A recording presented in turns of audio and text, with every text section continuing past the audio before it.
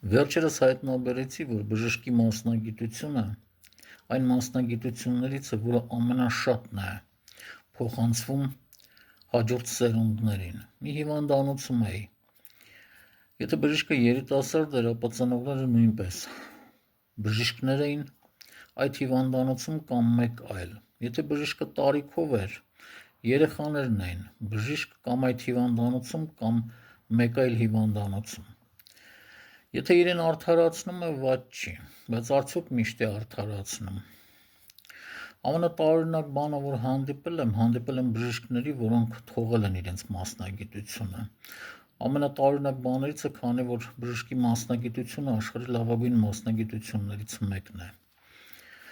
Երբ հանդիպում եմ աթեիստ բժշկի, չեմ զարմանում։ Իդեպ շատ են աթեիստ բժիշկները։